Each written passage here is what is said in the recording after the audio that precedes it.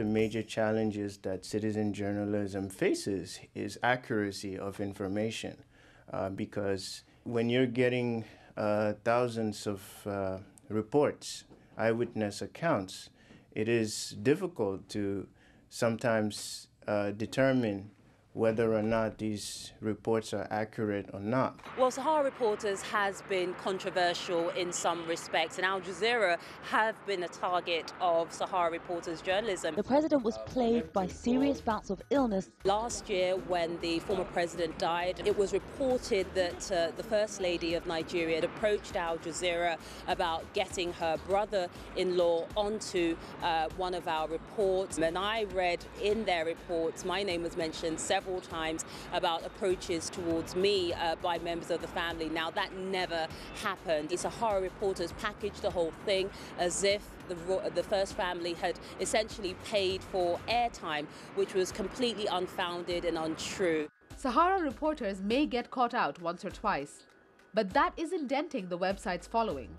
Sahara Reporters and Mr. Sowore are part of a larger community of citizen journalists and online-based bloggers and reporters who are more and more gaining prominence by breaking some of the biggest stories in Africa.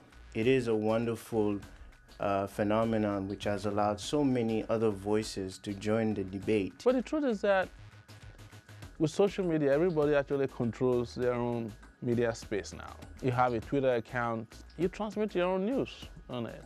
You have Facebook, you have friends. What is important is for people to get the message as small as possible in a big way. And that's why we're hit, with Nigerians. With elections coming April 9th, voters will be logging on to Sahara Reporters in big numbers. There are thousands of stories to be told and millions of voices to be heard on the site that delivers news on Nigeria via New York. More Global Village voices now on the media landscape in Nigeria. Sahara Reporters are a credible organization that's come to the forefront of media in Nigeria and across Africa over the last many years. The reasons for this stem from the fact that there has been a lack of balance in the Nigerian media scene. I'm an ardent reader of Sahara Reporters, but I must point out that web media in general is unfortunately not yet an integral part of Nigerian society. There is plenty of room for innovation as our society embraces the internet further. However, abject poverty and a rather high illiteracy index have been major setbacks to our interaction with the internet in general.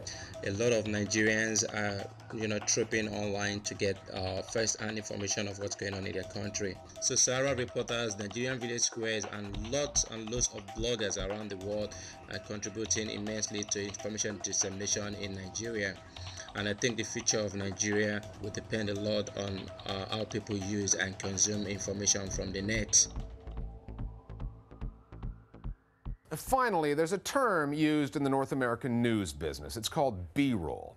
It often refers to the stock footage that is used and then reused as visual wallpaper in television news reports. Now, B-roll can be scenic shots for tourism stories. It can be retail shots for stories about the economy, or crowded sidewalks to illustrate pieces on public opinion. Many TV outlets have their own B-roll library, but sometimes they will buy the footage from outside production companies. Here's a spoof sales pitch, our web video of the week, from a fake production company that's peddling some raw material that has a familiar look to it. We'll see you next time at The Listening Post. Do you need shots of ordinary people doing things for your next commercial? We got that B-roll. We got that B-roll. Two men pointing at an office file? We got that B-roll. Bored man flipping through channels? We got that B-roll. Angry man in traffic? Yeah, we got that B-roll. What do you want him to wear? Casual? Upscale casual? Business? We got that B-roll. Why does he look so upset? Maybe he's late for work. Nope, he's at work. He's a B-roll actor. Think that's all the B-roll we got? Not even close. Overwhelmed man trying to pay bills? Yeah, we got it. Frustrated man looking for a job in the paper. You know we got it. And lunch meeting success. Hey, look, that's me. I like my B-roll so much I'm in it. Kirk Gibson hitting a game-winning home run in the '88 World Series. No! That's too specific. That is not B-roll. Doctor talking to smiling patient. We got that B-roll. Man having trouble sleeping. Got it. What's his problem? He doesn't like being in B-roll? I was just in some B-roll and I loved it. The sneezer, backache, headache, and depressed woman touching a wall. Why is she touching the wall? I don't know. That's what depressed people do, right? Don't judge the B-roll. Listen, we got all that B-roll and thousands more. We got that B-roll. You know we do. To order your B-roll, call 1-800-BBB-ROLL. That's 1-800-BBB-ROLL. Call now.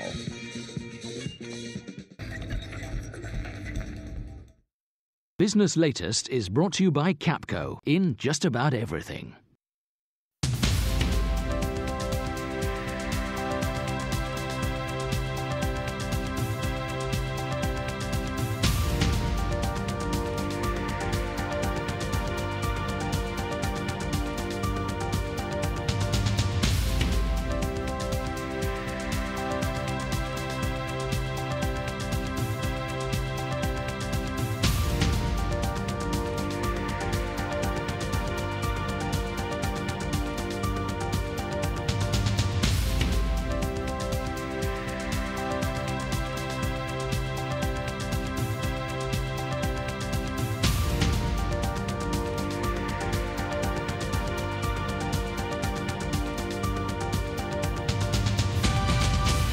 Business Latest is brought to you by Capco in just about everything. All the news, all the time. AlJazeera.net/English. Afghanistan is faced with a huge challenge. Relations have gone really sour between us and our allies. We have inflicted considerable damage on the enemy. The people who make international headlines. Ultimately, the truth will out. They want to stop this publication of information that embarrasses them. Make time for Sir David Frost. Frost over the world. At this time on Al Jazeera. It was a revolution which ended half a century of autocratic rule and inspired a wave of public protest that swept across the Arab world. Internet, Facebook, Twitter, they were not the revolution. In an exclusive two-part documentary, Raghi Omar traces the roots and repercussions of this uprising and examines why 23 years of dictatorship fell in only 28 days. The Death of Fear, at this time on Al Jazeera.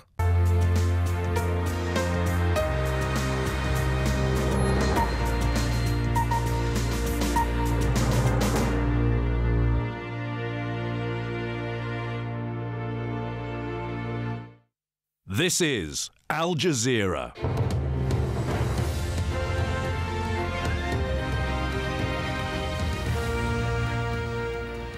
At 1300 hours GMT, welcome to the News Hour on Al Jazeera with me, Shuli Ghosh, live from our Doha News Centre, plus Brega and Benghazi. These are the top stories. Pushing east, pro-Gaddafi forces advance towards the opposition-held oil town of Ras Lanuf. Muammar Gaddafi rejects reports of thousands dead in Libya, saying it's more like 150. Down with the monarchy! Down with the monarchy! Shia protesters in Bahrain